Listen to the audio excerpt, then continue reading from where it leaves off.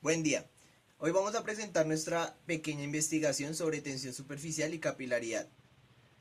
Nuestro grupo es Soluciones de Ingeniería y está compuesto por Eric Alejandro Loaiza, John Jairo Garzón Santana, Giovanni Ariza, Felipe Bustos.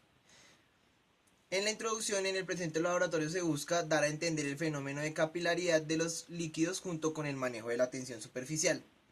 El objetivo general es obtener la tensión del fluido a estudiar.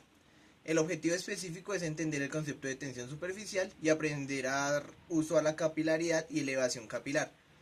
En el marco teórico muestra la tensión superficial. En física se denomina tensión superficial de un líquido a la cantidad de energía necesaria para aumentar su superficie por unidad de área.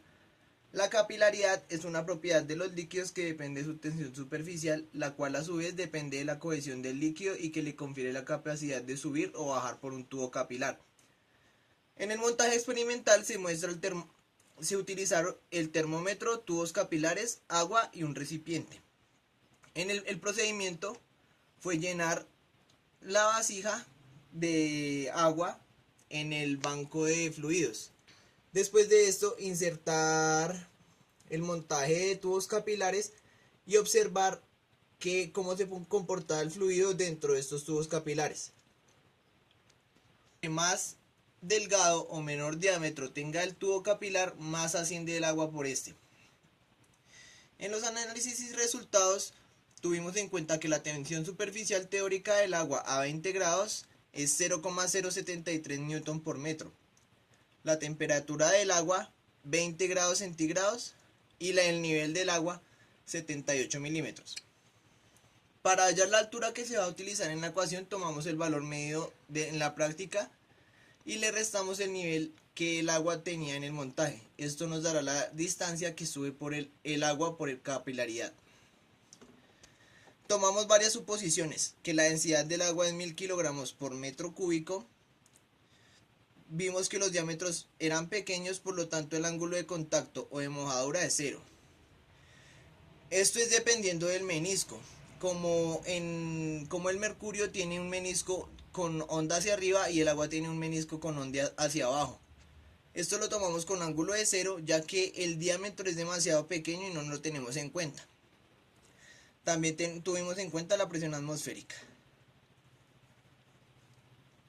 En la tabla se muestran los 6 tubos capilares, el radio de cada tubo, la altura de cada tubo, que esta altura fue la que subió el agua por cada tubo, la densidad del agua, que es 1000 kilogramos por metro cúbico, y la tensión superficial. Estos datos lo hallamos con la ecuación de capilaridad, en donde despejamos la tensión superficial y nos arrojó esta ecuación. Esta ecuación la utilizamos para los datos aquí mostrados.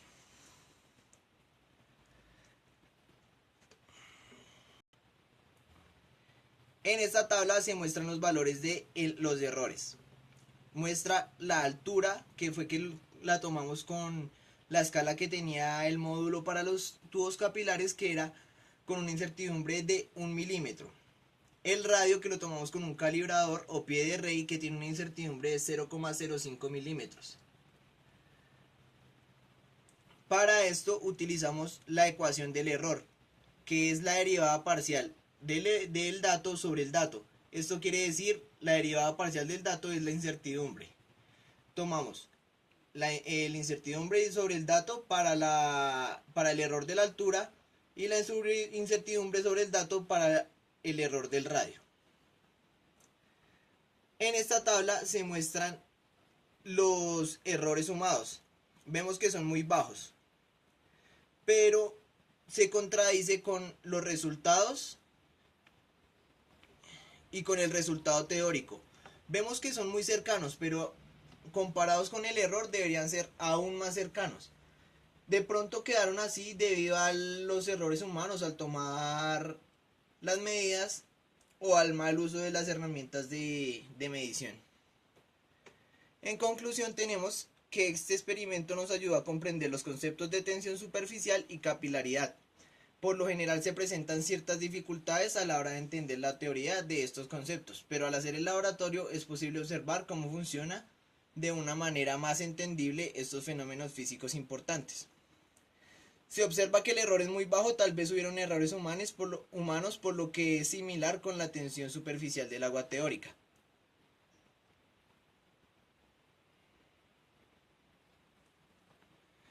También nos damos cuenta que el error es más bajo a medida que el diámetro es más grande, por lo que con diámetros más grandes baja el error. Nuestras referencias fueron Usler y Sengel de mecánica de fluidos.